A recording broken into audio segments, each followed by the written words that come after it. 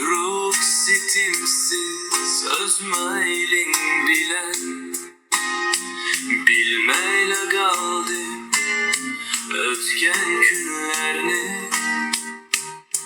Seni izlep tapkıcı bir mehen.